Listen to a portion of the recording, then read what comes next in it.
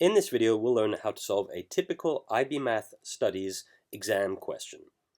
Now, we're given a quadratic function, f of x equals to 3 minus 8x plus ax squared, and the first thing we're asked to do is, given f of 3 equals to negative 3, find the value of a. So a is the number multiplying the x squared there, we can see.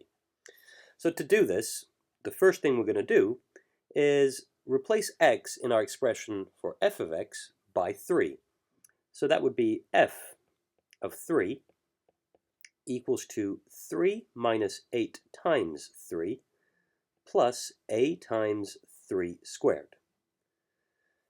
That leads us to 3 minus 24 plus a times 9.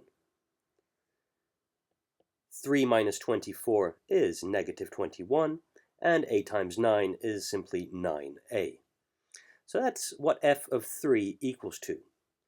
But we're also told in the question that f of 3 is equal to negative 3. So using that fact, we know that this expression, negative 21 plus 9a, has to equal to negative 3. So we can go ahead and write the equation, negative 21 plus 9a equals to negative 3.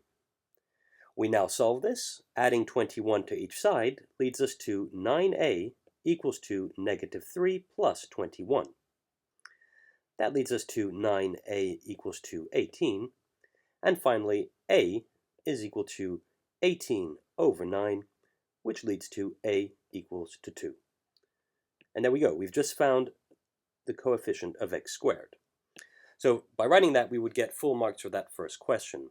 And at this stage, we can already state that this function f of x has equation f of x equals to 3 minus 8x plus 2x squared.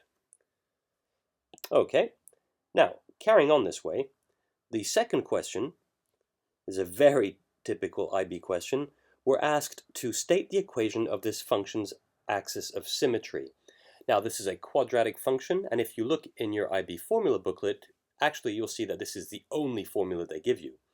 And the axis of symmetry is given by x equals to negative b over 2a. So the b and the a there are the coefficients inside our quadratic. But now, here's where you have to be careful. At present, we have the function f of x equals to 3 minus 8x plus 2x squared. It's strongly advisable to rewrite this in the order, the generic order, f of x equals to ax squared plus bx plus c. This will allow you to avoid making mistakes as far as the coefficients are concerned. So let's just do that. We can rewrite our function f of x as 2x squared minus 8x plus 3. Now we can clearly see what the values of a, b, and c are in our function. So here we have a equals to 2, b equals to negative 8, and c is equal to 3.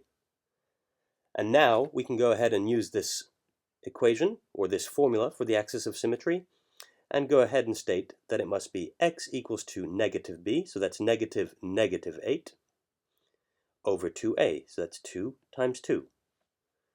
That leads to negative 8, be careful, leads to 8 over 4.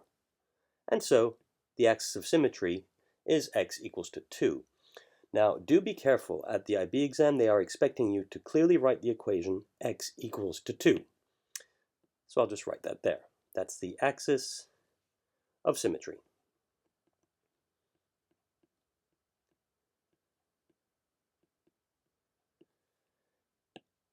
Now, last but not least, we're now asked to write this function's range. Well, there are a couple of ways of doing this, really, but I would strongly advise you to use your graphical calculator here. And if you plot this curve, it should look something like this.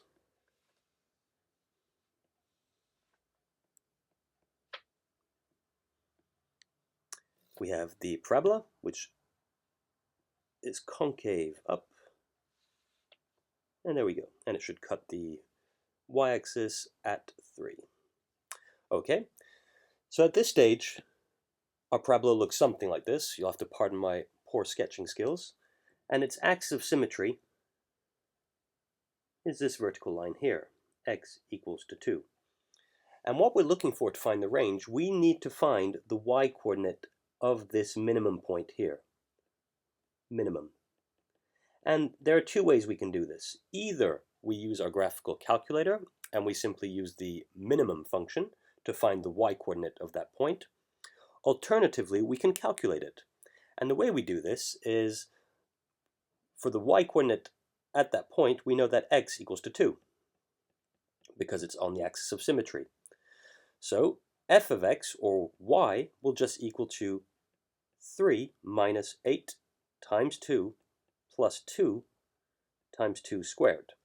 All I'm doing here is using this function we were given at the beginning, and I'm plugging x equals to 2 inside it. That leads us to y equals to 3 minus 16 plus 2 times 4, which leads us to y equals to 3 minus 16 plus 8, leading us to y equals to 3 minus 16 is negative 13 plus 8, and finally y is equal to negative 5. Now that I have this, I can see that my curve consists of all the y points, or all y values, above negative 5. So I can go ahead and write the range is simply y greater or equal than negative 5. And there we go. That's how we can complete this IB type question.